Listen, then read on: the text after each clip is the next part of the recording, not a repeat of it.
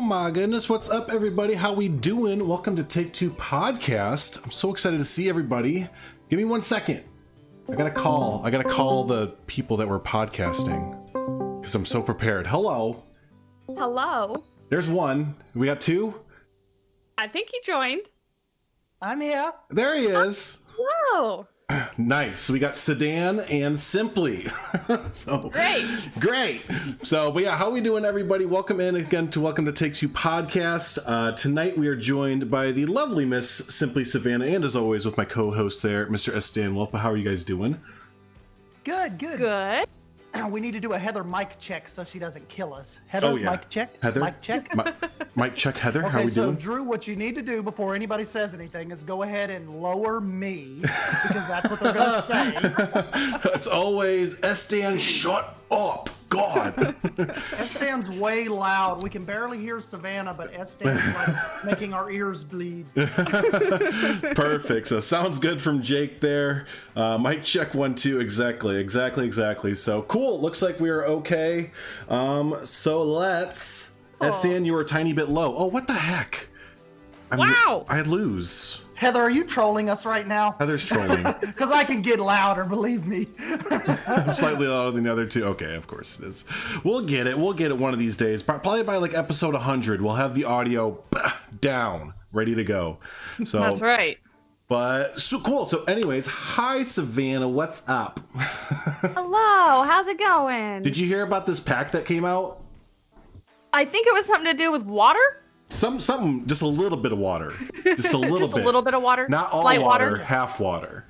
Half water, semi-water. Yeah, and I like that you, for those of you who didn't see in your gray seal habitat speed build video, you mentioned that, yeah, this would be a weird pack to be called the semi-aquatic DLC, but that's kind of what it is, right? The semi-aquatic animal. Yeah, it doesn't have that kind of roll-off-the-tongue PR vibe semi-aquatic pack, so... Right. So, but yeah, you got the pack early and you kind of jumped into it as well with the rest of us there, and yeah, you got some fun builds going, don't you?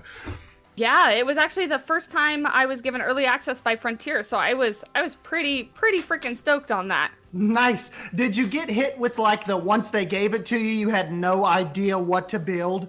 Oh, absolutely. I sat and stared at the screen for a solid 30 minutes. Like, whoa, where do I go from here? Yeah, I think we all get hit with that. Like, you get so pumped and then you get in and you're like, I don't know what to build with this stuff in only 4 days. Yeah, exactly. Well, it's that, and like, yeah, we have all these, new pieces to look at and everything, and, these new animals with all these new water, mechanics and stuff like that. So you're just like trying to wrap your head around everything, and then it's like, oh, and I have to build something to show in like 4 days, basically. So, okay, let's go. Yeah, I spent the first couple of days messing around and was like, oh crap, I gotta show people this. Right. I know, and then you're thinking like, Frontier, don't think I know what I'm doing. Please give me another chance. That's what I'm thinking. Like even now, when they give me a key, I'm like, forgive me. I'm sorry for what I am. I'm trying. I just like waterfalls and rocks. Okay. Oh, Drew, I was going to tell you about that earlier when you tweeted me. Don't go chasing waterfalls. Just stick to the rivers and lakes you're used to. Do you want to leave now or in a minute? I'll see myself out. Did you want to leave right now? No, dude, that was an awesome waterfall. I was impressed. I'm telling you, I channeled. You can ask Savannah, who was on the stream. I just channeled my inner Sdan and I was like, let's go. That's right. I must be waterfalls. I can respect that. That was good. So yeah, so Savannah, you have some more builds coming out that you're working on right now, or anything that you want to talk about, or just kind of keep us all in suspense? Are you hiding builds from us, or? I'm intentionally hiding builds. I've been pretty busy with some other stuff, but I am working on caimans and then sea otters as well. Nice.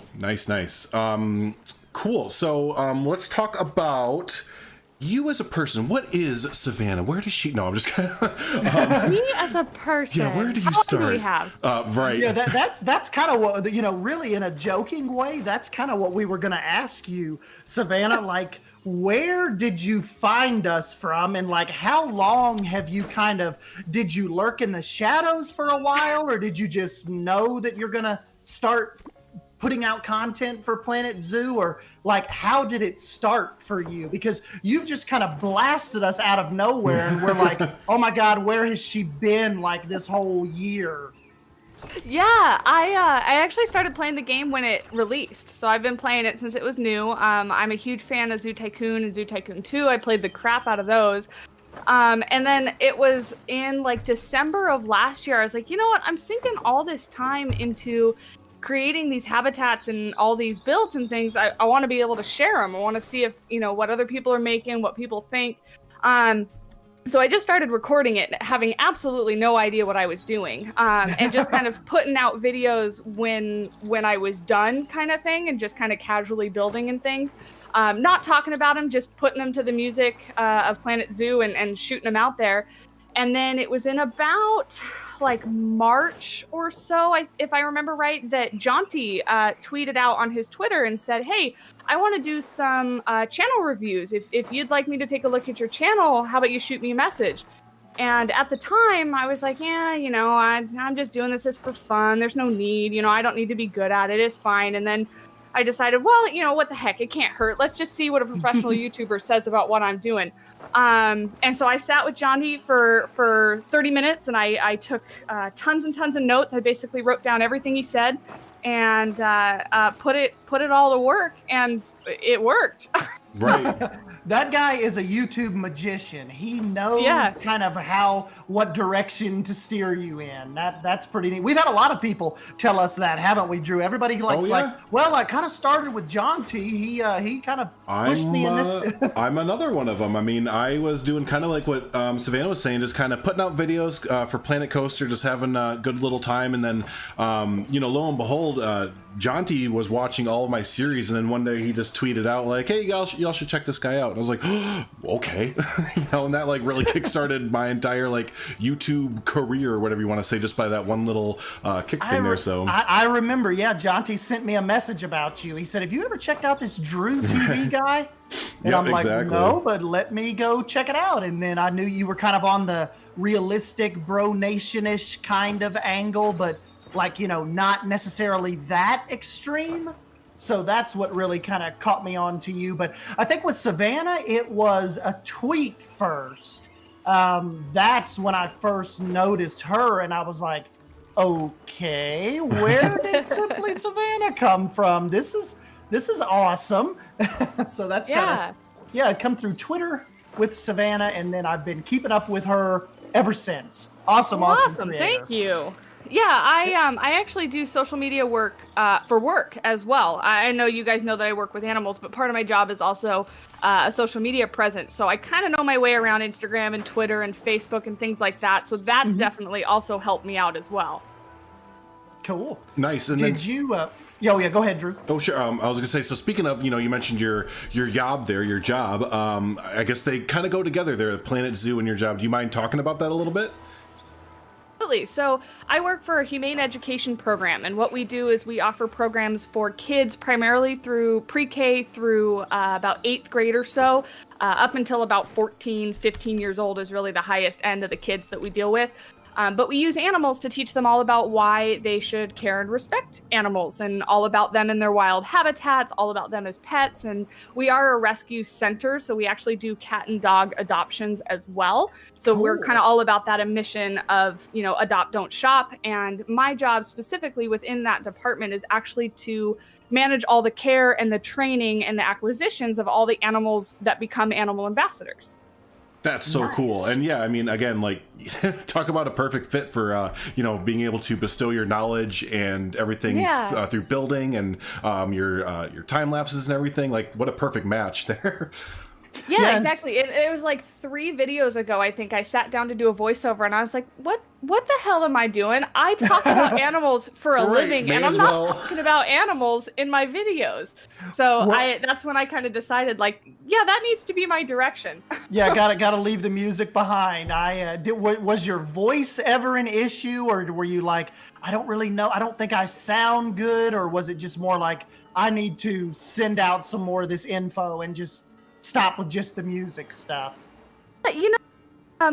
Because I do a lot of social media and press stuff for work, I don't have stage fright. I was never afraid to talk. It was mostly because I didn't have a proper mic and I just didn't want it to sound crappy. Yeah. So that was really what held me back. Cool. And then I kind of got over that a little bit. I started recording just with my laptop mic because that's what I started my channel on.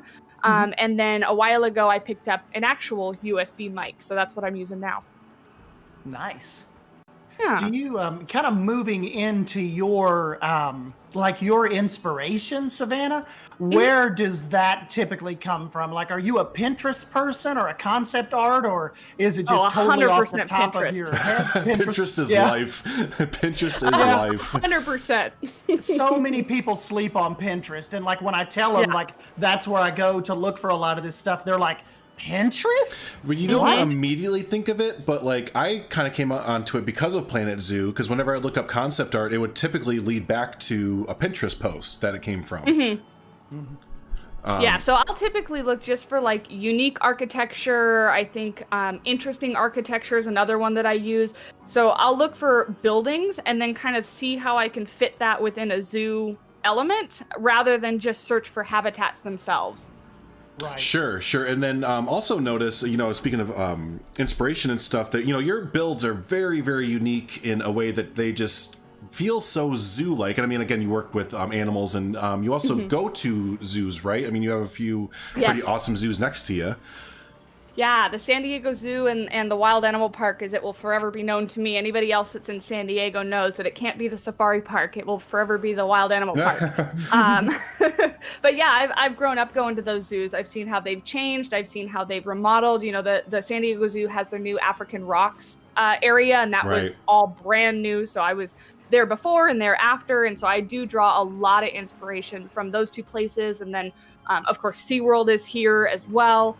And then when I travel, I make a point to go to zoos. So I've been to zoos in Seattle, in Hawaii, in Arizona. So zoos all over the place.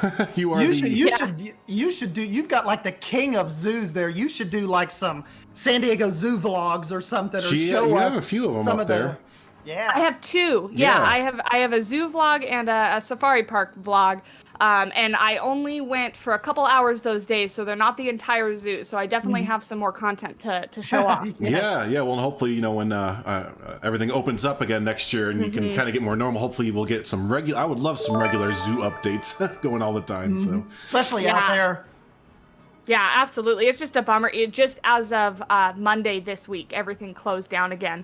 Yeah. Yep. So, but hopefully, next year we can just hit the reset button and hopefully try again. Maybe by summer we can, kind of back in the flow of things. So yeah, let's hope. Right. So, but yeah. So, what was? Let's see. You've done a few themed builds, right? Do you have any plans for the holidays to do any themed builds? Anymore? Yes. I do. I was actually working on something and then the aquatic pack got thrown in our laps and I was like, well, okay, off to the side with that. We're things now.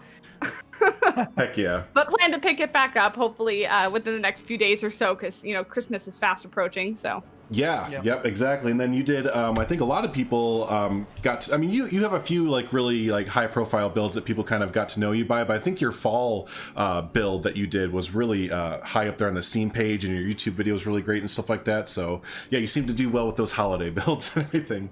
Yeah, holidays my favorite time of year, especially Christmas. So I'm that person. The day after Thanksgiving, it's Christmas this, Christmas that, Absolutely. Trees up, lights up. Yeah. Yep. Yeah, definitely. But Planet Zoo actually helped me out in the very beginning as well. My original River Rock Zoo entrance, I think they tweeted it, if I remember right. And that was my very first wow, people actually like what I'm doing. And, it kind of got some exposure and caught me off guard. Isn't that just really the weirdest feeling? Like when the developer of the game's official Twitter account is like, hey, we're going to retweet you and say nice things. You're like, wait, you know who I am? Yeah, I mean, that along with people like you guys and Jonty and Paulsley, talking about me on the channels, I was like, it's a weird feeling. Like these other people that you've never seen, you've never met, you kind of sort of chat to, but it's like they know my name and they're talking about me. Well, you and I talked a little bit about it, but yeah, this community, and this community being like the Planet series community, or almost, I guess, the Frontier community in a way, but it's always kind of been like that. Like, it's never been really that clicky. I mean, sure, there's always instances, but yeah, everyone, it doesn't matter if they have 100,000 subscribers or 1 subscriber. It just seems like everyone is always like, yeah, what kind of build do you have? Do you have something cool to show off? I would love to see it, instead of like other certain communities where it's like, no, screw you, I have to be the best. So like, yeah, I love that. This community is definitely an anomaly as far as, you know, you could basically just mask the subscriber count and they are just after good quality content, and the content just rises to the top, the quality content. And I think that's why, Savannah's kind of been thrust to us here. It just, they notice, like the community notices. We know, like like our consumers, like our audience isn't dumb. They know when it's real. And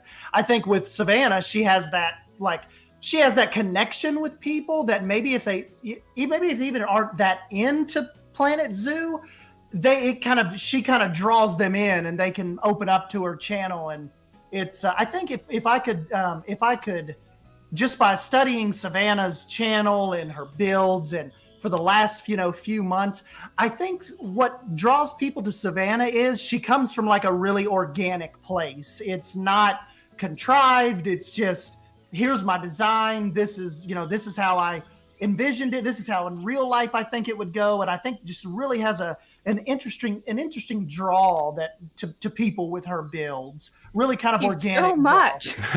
Well, that's just kind of such a compliment, because it is how I kind of approach things, both in building and YouTube and things like that, but also in life. I'm in constant competition with myself. What I did last is the thing I've got to beat, and it doesn't really matter to me, what other people are doing. In a sense, is that as long as I do better than I did last time, I'm kind of on the right path. And so that's really the approach I have to YouTube as well, is as long as I beat my own views and my own life, beat my own, you from yesterday. Right, exactly. It's like Dolph, basically. Yeah.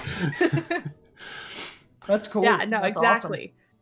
Awesome. So, nice. So, do you have any plans for? I mean, the channel's still relatively new, about a year old. Do you have any plans for future games or anything? I know you like to dabble in The Sims and other games like that, but.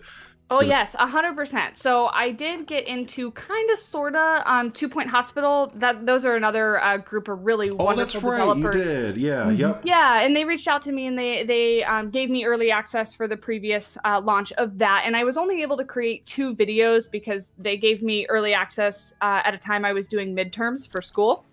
Good timing. And so, yeah, awful timing. The aquatic pack came during my finals, so, that was fun, too. Jeez.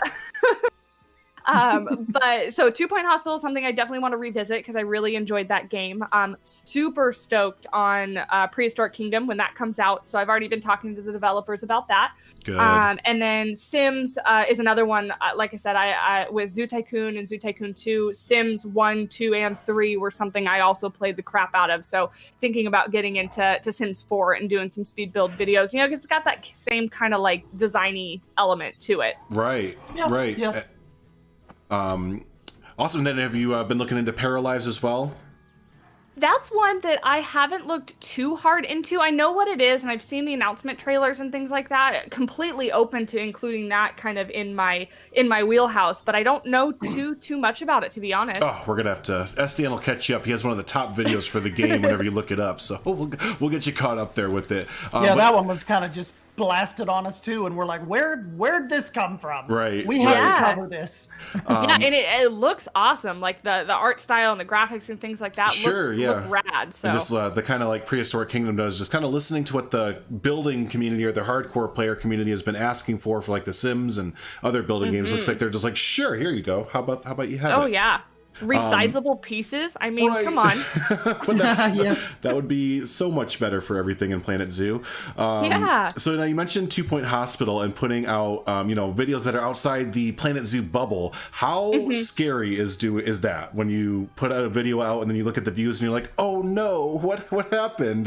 Where'd all my terrifying. Isn't it terrifying? Yeah. It's terrifying, but I try to remind myself that, at least to my understanding of the YouTube algorithm, you've got to create a name for yourself. You've got to carve out that footprint. And so you just got to keep at it. And your first videos are going to suck. That's what's going to happen. That's right. Because people are going to find you for what you're known for making. And when you branch out, it's going to take some time. So I really try hard not to get discouraged by the really low view counts.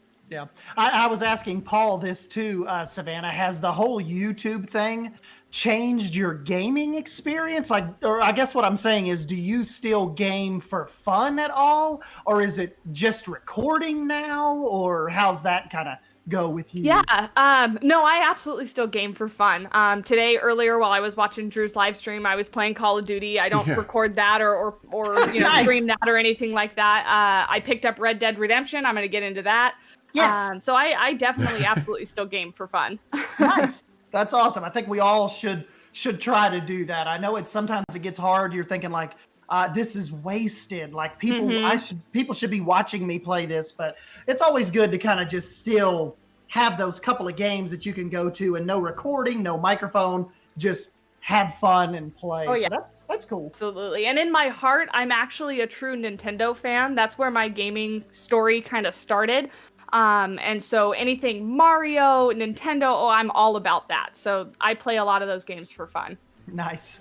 Man, but you'll never be able to stream it or make content for it because Nintendo will come down on you so hard. I know. I have that same feeling. I grew up like Nintendo NES was like my first system when I was like a little kid and like all this stuff. And then it's like, oh, I'd love to make some content for that kind of stuff. And then Nintendo's like, don't you even think about it? Yeah.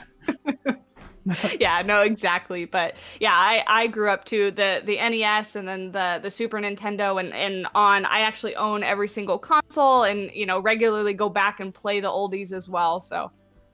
Heck. So what would you say, you mentioned Call of Duty earlier. Is that like your favorite game outside of like, the norm that people would know you for? Or like what are some of your favorite outside of simulation games, gaming? Hard one, because I go through really big phases where I get like really hooked on something for a while and then move on and then kind of go back. So I was hooked on Stardew Valley for a long time. I was hooked on Animal Crossing for a long time. I do really like kind of the simulation kind of RPG kind of like that kind of game. And then of course like the 2D level like Mario's games. I like those a lot, like the puzzle games. I was hooked on Pikmin 3 for a long time because that just got ported over to the Switch, so I picked that up. And then I would actually say that Call of Duty is probably the only first-person shooter game that I really enjoy. I'm not a huge first-person shooter game person. Yeah. Yeah, no, I understand that. Yeah, and that's awesome. You just sound like, you're just a gamer, basically. It's like, is it a good game? Cool, let's play it, basically. So I totally understand that. And somebody in chat said Harvest Moon. Oh, love me some Harvest Moon. Just wasted hours there, lost hours to all those games. Yeah, exactly. From the so kind of circling back to Planet Zoo there, we kind of touched on the Arctic pack a little bit, but what has been like your favorite, I guess, experience with the new pack? It's such a game-changing pack that I'm sure there's some favorite moments or animals or whatever from it. What's your kind of favorite take on it? Finding out that I'm really not as good as placing water as I thought I was. Oh my gosh! The first hurdle. Oh my gosh! I am realizing so frustrated. like, oh my god, now I have to deal with this mechanic. Right. Wonderful. So that was the first hurdle, but then after that, I mean, just kind of thinking about how you would show off a water environment is totally different, because you get a totally different perspective from above the water as you do below the Very water. true. So thinking about how the hell am I going to get these guests down there and be able to see what these animals are doing? They added all those wonderful diving mechanics, so we got to show them off. Mm-hmm. When they first announced the pack, Savannah, were you extremely hyped, or like was this like how did you react when you first saw the tweet or the when those first kind of posts started going out? Did it immediately hype you, or were you just like, oh, that's cool, I'm not really into water animals much, but this seems cool? Or So of the two, birds versus water, I was like 110% on the bird train. Team bird. Team birds. Yeah, birds were, they're my favorite animal to work with. So I was really excited to have them come, or hopefully, eventually they still will come to Planet Zoo. However, even that being said, when I heard the aquatic announcement, I was through the roof excited because it just, either one offers such a game-changing mechanic, obviously, like we've seen. So I was just excited to see either of them. I was too. That was the most excited I've been since the original announcement. Don't you think, Drew? I mean, hands when, down. Arctic and all that, and also, I was pretty hyped about Australia too, but not like this. Like when this game, we knew, like as soon as they announced it, even if casual players didn't know, we knew what was coming. This was going to be really one of those game-changing DLC defining moments. You're seeing it live. I mean, now the pack's, what are we, three days out from the pack being released, approaching the weekend kind of thing. Yeah. And I know personally, I've seen a nice little uptick in live stream viewership. I can't believe how many people are watching the live streams during the day. Savannah, for sure. I just saw you're hitting 13,000 on that gray seal habitat that you uploaded. Yeah. That's a lot of views for a video. I mean, yes.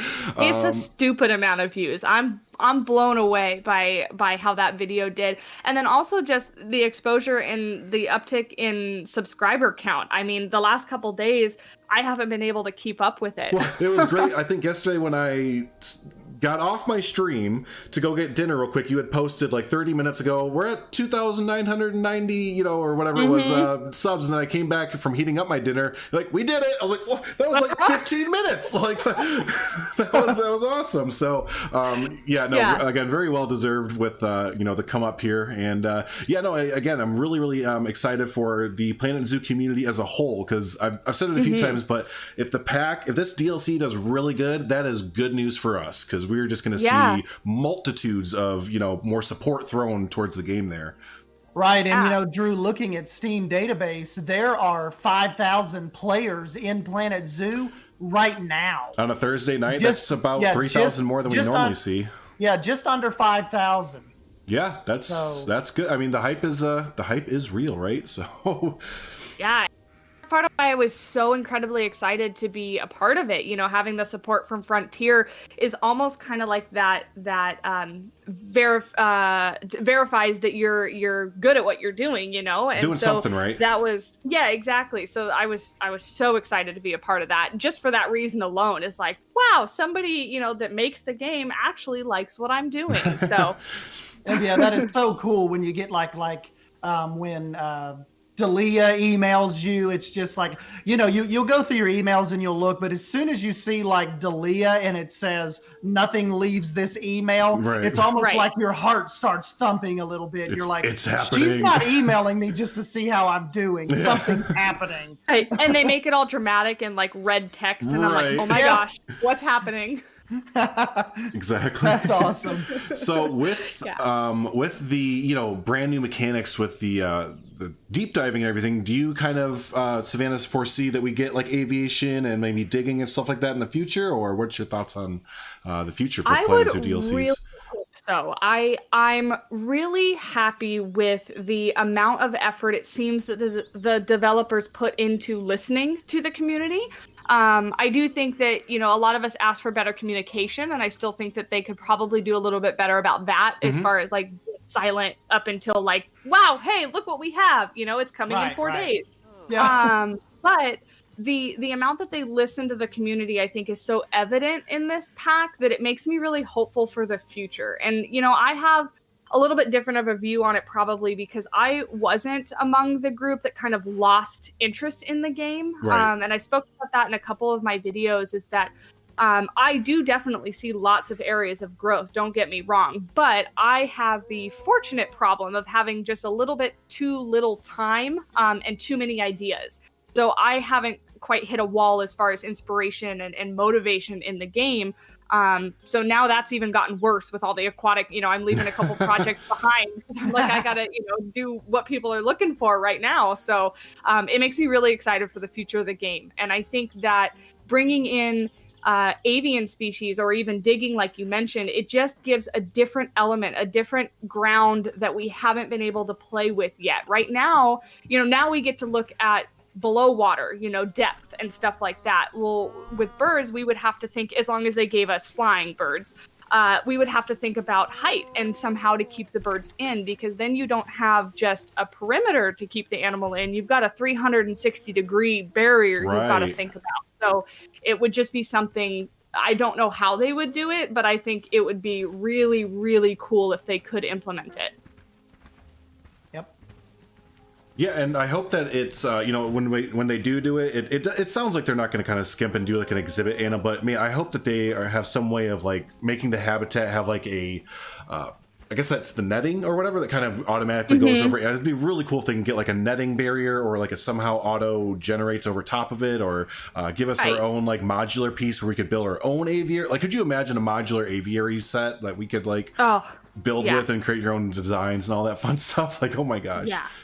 Yeah, no, it would be awesome. And even adding more terrestrial ground species. Like, I know people have talked about like the secretary bird, which kind of runs around like a flamingo does, but has a little bit different. So I think things like those would be kind of easy to bring to the game.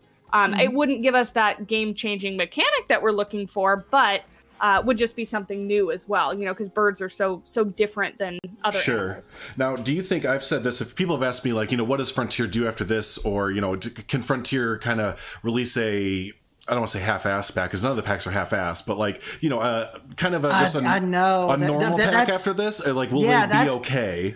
That's our problem. I'm like, what do they do after this to keep it from not being a dud compared to aquatic? That's a hard question too. Like, I mean, people have mentioned fish. I think that if they've got the aquatic pack thing going, we could see full aquatic species. I know I joked about it in the beginning, but seeing animals that don't come out of the water would be interesting. I don't know if that would be quite different enough from what we just got. They might want to circle back to that. And I know there's a lot of controversy around, certain completely aquatic mammals like dolphins and orcas and things like that. But there's plenty of 100% aquatic animals that I think that would do well in a zoo. But I don't know where they go from here. That's a big question too, what Savannah just said, as far as sprinkling aquatic animals in. Especially if we pretty much know now that each pack is only going to have 5 to 7 animals. What do they sprinkle in to give that aquatic, to get that aquatic fix now that people are so hooked to? And I know right now we're all high on this and it's awesome, but I mean, when we're talking, come back and talk to us 3 months from now. And people are really going to be like, okay, I like the penguins and the gray seals and the otters, but can we have something else that swims now? I'm kind of getting tired of these 3 or 4. Yeah. And the good news is as a content creator, I don't have to lose sleep over that question. That's the developer's problem to figure out what the community want next. But they do also have our feedback, right? I think Shantae said that they have, meetings where they talk about what they see on social media. And I think that is such an awesome thing to hear, as far as that they're actually looking at what we're saying and what the community's saying, because it's free feedback, complete free feedback from the people that are paying for your game to listen to hear what they want. And then to try to figure out how to implement it is what they've got to do. Yep, that is a cool part of it, when she mentioned that they watch, they try to consume as much out there as they can of what we say. And it's like Shantae said, she's like, just so you guys know, we hear everything. So I'm maybe that's not always a good thing, but yeah, and I see Jonas said something about a big cat pack, and I am in total agreement with that. However, I think that the fan group for big cats specifically is such a small one. I really don't know if that would make like a groundbreaking pack like we've just seen, it's got to be something that's like big and appeals to a wide variety of people. Yeah. Right. Yep, absolutely. And, with that being said, what do you think, especially with this recent aquatic pack, they were doing the kind of country themes or the continent themed packs up until this one. I mean, so like, what do you think would be 4 or 5 animals that would be that, let's say they don't insert a new mechanic, like what are 4 or 5 animals that would it be introduced that would be still kind of game changing in your eyes? I've heard a lot about like a small animals pack, and I am in complete support of that that's because, zoos, it's kind of like, when you go shopping, they put like sale items in the back. So you go through the entire store, that way you're more likely to buy things. Well, they put things like elephants and lions and the big animals, for the most part, well planned out zoos will be in the back, and you've got to pass all these tiny other animals and still learn about them, still see them, still make a connection with them. But they're so important to the fact that when you go into a zoo, there's like something to look at in every direction kind of thing.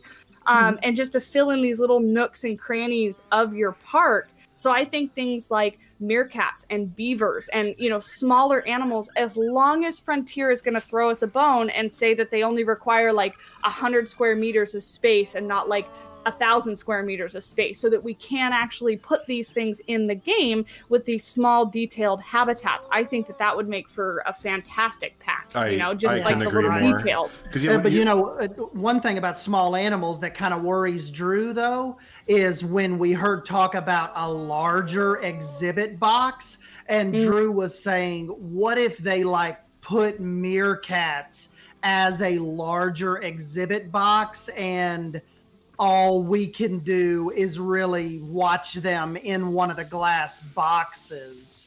Yeah, and I do think that would be a mistake on their part. I really do, because if you look at the terrapin and the other exhibit animals that have gotten released, and I think you mentioned this a while ago, Sdan, is that you don't have a connection with those animals. They're just a scenery piece. You don't care for them. You don't want to make something extravagant for them. So they're not a draw. They're not a pull. And so I think something as important as meerkats and beavers and smaller animals, it needs to be something that the player can care about and the player wants to build for.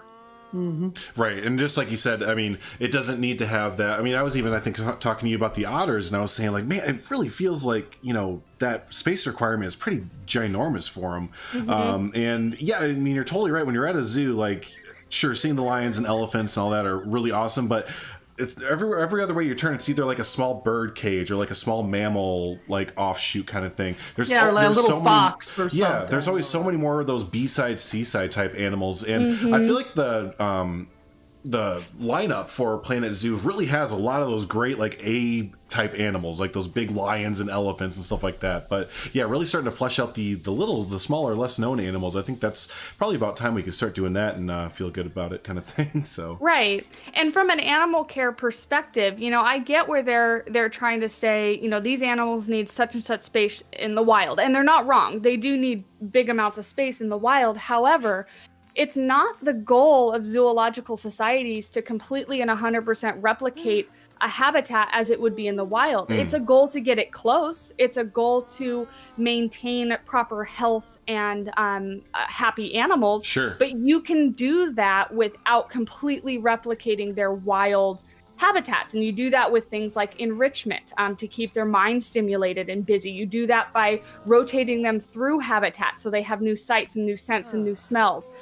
So I think that thinking about the game as a zoo game as it is would be beneficial in that regard of like, shrink down those habitats, because not every zoo has a cajillion dollars to just make 50,000 square meter enclosures to let them run. And then in that regard too, guests wouldn't even be able to see the animals.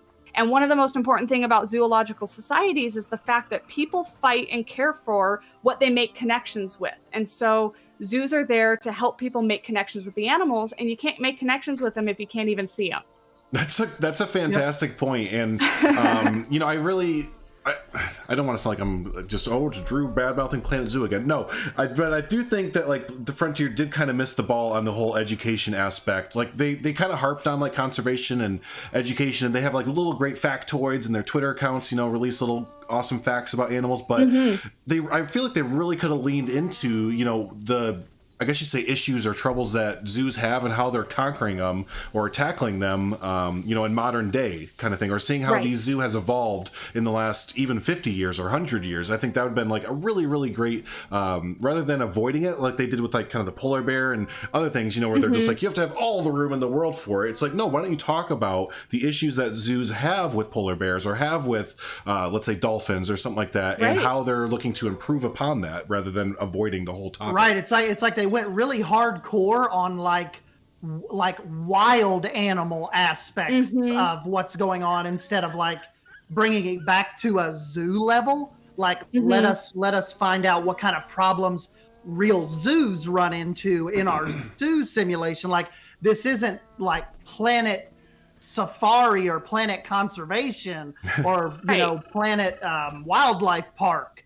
This is Planet Zoo. So I think it would probably do them a little better to focus more on the quote unquote zoo part of caring for the animals. It goes back to that, like, you only fight for what you care about, and so you can do fact dumps and just spew fun facts at people, but if it's about a reptile that nobody cares about, then nobody cares about the fact, and it's not going to stick. It's not going to stay with people. So you have to first put the focus on making people care about the animal and then educating them about it. And that is the goal of zoos and zoological societies, is they almost kind of trick people into, they take this little bug that, you'd see it and people don't like bugs. They don't want to fight for bugs, but if they can find some way to make you think this animal's interesting, then you're going to learn about it and you're going to stick with those facts and take those with you. Right.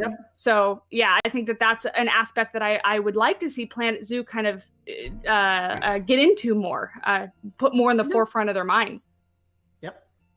Savannah, I think Drew just let a llama die. I did. Don't worry about it. We're moving on. My llama! I thought your zookeepers were feeding them, but I think they forgot. We just had a llama die in front of us. Callie's like, I'm getting ready to leave. She's like, hey, y'all just had a llama die. But see y'all I just tomorrow. kind of turned the camera away and like, let's load into another zoo. What kind of content is this? Hey, you're the one that made it, okay? Oh, that's awesome. I wasn't even watching, so I missed it. No, you're fine. You're fine. R.I.P. llama. Rip the llamas. That's okay. So, I can't remember. I think I just asked you this, but I might not have. But no, I asked you what animals you want to put in. But what's a cool feature that Planet Zoo doesn't have in right now that you think would be really beneficial? Yes, what Savannah feature are we missing? There you go. Ooh, behind the scenes tours. Oh. I think that zoos make such a good amount of money, and also going back to that whole making people care about the animals. At almost every zoo, you can pay an extra amount to go back and see where they feed the lions, see where they take care of the gorillas, see their vet offices, stuff like that. And I think that that's a really important way that, one, zoos make money, but two, how they entertain guests to keep them coming back. So I think that would be a mechanic I would love to see come to the game. Yes. I've heard a lot of people mention that it's in. Remember, a lot of people were saying in the beginning how it's weird that it's actually a detriment to allow the guests in the park to get too close to. That was so weird. Zoos are all about letting you see what's going on backstage. Somebody says a detriment? Well, because remember when the game first came out, you would get a scenery, like negative scenery, whatever. Yeah, negative scenery if the guest could get like if they got too close to a backstage. And we were saying area. If a guest could see into like the veterinary or whatever, that shouldn't be negative. Like zoos are all about like letting you see what they do behind the scenes. So that was always. And I will say it is a major pain in the backside to have the public looking on in your private animal care areas. Because we frequently have tours come through my areas where the animals live and where my staff are caring for them. Because animal care is not always pretty and it doesn't always look nice. Yeah. But it's an important part of zoos. And so it's, I think something that would do really well. Right. Yeah. Just touching on again, it might not be pretty, but I mean, you're going to probably capture at least a small percent of those kids' imagination or whatever you want to call it, interest by showing them the not so pretty side of everything. So. Right. Yeah, exactly. So, and then speaking of your job, I remember earlier you talked about that your favorite animal to work with was one of the birds or whatever. Did you say the toucan or? No, just parrots in general. So Okay. we have some exotic parrots that I work with currently. We have a couple cockatoos, African greys, things like that. And so they're by far my favorite species to work African with. gray. Oh my god, we used to own an African gray, and it was the biggest annoying asshole in the world. Oh, the zoo can be. Knoxville has one though. His name's Einstein. He's so stinking cool. They're so smart, but that's their problem is that they're so smart. So I was they going pick to up say, everything. but you know, Drew, they're a reflection of their owner. They're a reflection of my dad whenever he get mad at the TV and yell at for like sports or whatever. So he started to yell at like everyone at like 3 o'clock in the morning, like, you asshole! Like, oh god, okay, it's all right. We got rid of the bird. Have our cockatoo's a rescue, and it was very evident that somebody used to yell at him when he was being loud. Oh no! Because he'll scream, and then he goes, "God damn it, be quiet!" And you're like, "Oh, okay." They're just And then he sponges. starts screaming again, and then he yells at himself to be quiet. Now, is that because are they actually like really smart, or are they just good imitators, kind of thing? No, they're really smart, and so the reason that they mimic is because in the wild they're a really social animal, and so in the wild you'll have different types of noises between different populations.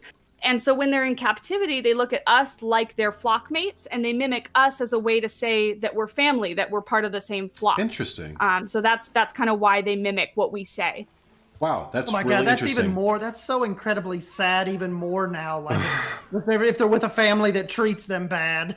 Yeah, yeah, because that's all they're used to. That suck. People suck. Silver Fox said, don't a lot of birds outlive their owners and you have to put them in their will? Now, I remember when we did get the African gray, like they were supposed to live like 80 to 90 years potentially. So yeah, we were supposed to put it in our will, which was, I couldn't believe that they lived that long.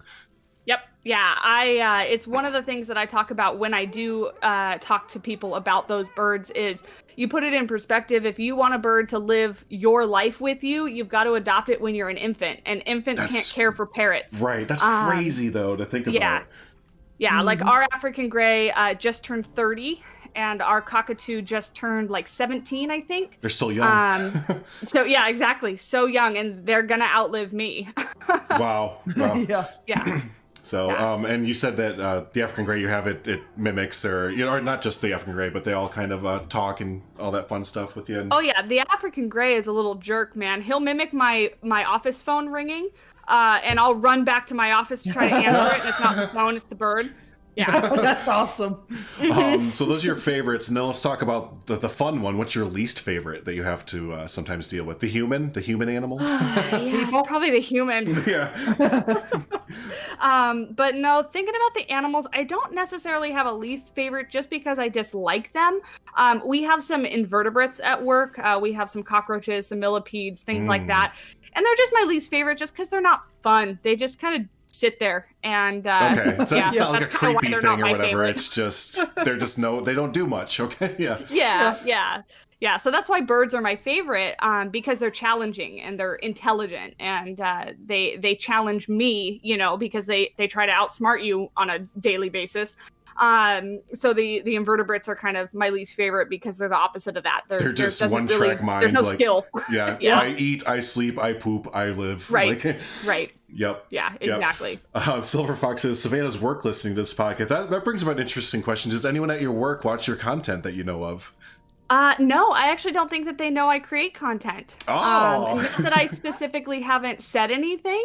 I just don't think anybody knows. They know that I'm a huge gamer. We talk about that all the time. Right. But there's nothing that I would say on here that would hurt my job at all. So, right. I'm kind of like that too. I think like people at work know that I do this, but I don't think they care. Like you guys care more than anyone. I think in like real life situations, it's just like, oh yeah, Sdan has a YouTube channel, neato, but nobody really cares or understands what we do. So that's what's cool about this community. It's like that level of appreciation that like-minded hobbyists here, I think that's why we keep coming back, because, you've got a group of strangers here that that care. It's kind of a funny, like, not double life, but like it's funny to go from like, you know, let's take again Savannah's video that she just uploaded. Like, you just entertained close to 13. You're probably gonna get 15,000 people by the time the weekend has come and gone and stuff like that. And then you can go to work, you know, sitting in your office, people asking you for stuff, and you're like,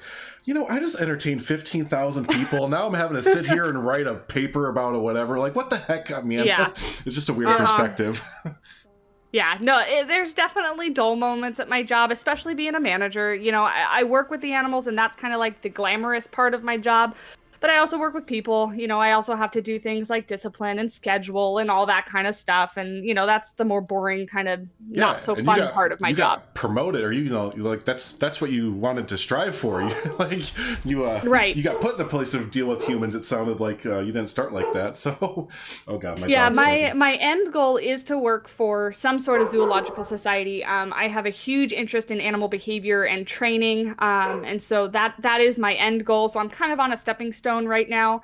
I've been there for almost 5 years, so just kind of, you know, working while I got my degree and stuff like that. So in the future, I hope to kind of do what I'm doing now, but it's kind of like different sets of species. You've got to start out working with the animals that can't kill you, and then you can go on and work with the animals that can kill you. So what would be your ultimate like goal, I guess, for either like what zoo you could go to, or you know, what animal you would prefer to work with full time or whatever? Yeah, I'd love to work at the San Diego Zoo. San Diego's my home, born and raised. I don't have any interest. I love to travel, but no interest to leave. And then big cats. Lions are my favorite animal by far. I would absolutely love to work with lions or tigers or ocelots or, you know, any kind of cat, really. Wow, yeah, I couldn't even imagine. Especially you said lions, so that's obviously probably your top choice there. Working with a pack of lions would be ridiculous. Yeah, it would be a lot of fun.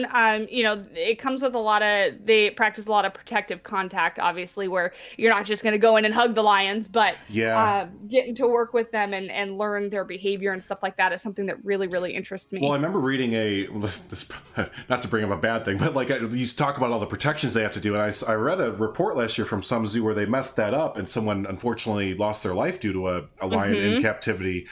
So yeah, I mean, that just, you know, really shows like, unlike what Planet Zoo shows where the keepers go into every single habitat and like, what's up, big guy? Like, these are still wild animals you're dealing with. Yep. Yeah. Oh no, I get pegged for being nitpicky and micromanagey and strict all the time for people that don't work with animals, because it only takes one mistake. It takes one teeny tiny little mistake, and you may not have even done it on purpose. But you can get hurt, or you can hurt an animal. Right. And so it's a weird environment to kind of function in. It's like you've got to be so strict on the details because they're important. Yeah, and I'm sure that's, you know, you obviously form a strong bond with these animals, but, you know, you hit it on the head. Like, even though if you've known, you know, an animal for 5 years, that one wrong move you make the next day could be change both your lives kind of thing. So. Yep. Yeah. Oh, yeah, exactly. You get comfortable working with the animals, and you've got to remind yourself constantly, like, it's still an animal. It still can kind of do whatever it wants. See, I would have the hardest time not to, I guess, personify or, you know... anthropomorphize, yeah. Thank you. Yes, I knew there was a more specific word. I'm sure you're kind of taught that, like, not to do that, but it's got to be, like, so hard not to do that. And unfortunately, I mean, fortunately or unfortunately, working in the animal industry is such a career of passion. You know, I work for a nonprofit right now, so it's because I want to be there. Right. People care about what they do, and people do tend to anthropomorphize the animals. And so part of my job is being that voice of reason of like, no, look, you know, the rabbit doesn't want to be tucked in and read a bedtime story at night. They're going to be okay. Yeah. They're a rabbit. Right. Yeah, I would absolutely fail at that part of the job for sure, because animals are too adorable. So but cool. So hey, listen, we have kept you for about an hour, pegging you with questions and everything. So I think it's about time to let you go. I guess we'll let you loose. So. But no, hey, again, if y'all aren't already, be sure to. I know Heather G has been posting it in chat every once in a while. Go on over, sub to Miss SimplySavannah, and you said we can expect a few more builds right from you in the next little bit. Absolutely. Yeah, no, I got one big major paper due tonight, and then I'm pretty much done with the end of my semester. So it's going to be all hands on deck, Planet Zoo for the next few days. So Cool. keep an eye out. Busy weekend. Nice. So Christmas season will That's be right. full of Simply Savannah videos then. Perfect. Yes. Yeah, and Savannah, if you want to come back on with us, just give us a shout. We're rolling absolutely. with guests now. It seems like these are just funner when it's not Drew and I just kind of making fun of each other and picking on Frontier. Like when we have this third person, that's like the kicker. Yeah. Oh, I would absolutely love to be a part of it anytime. Yeah, Cool. we need you to keep us in check, basically, is what we're saying. We need a moderator in between us. But yeah, no, hey, thanks so much, Savannah, for joining us. And again, everyone, be sure to head on over to her Twitter, to her YouTube and everything. Give them a sub, give them a follow and everything. And yeah, hey, thanks so much for everyone for hanging out. And yeah, until the next episode there of Take2Podcast, y'all have a good one. See you guys. See ya.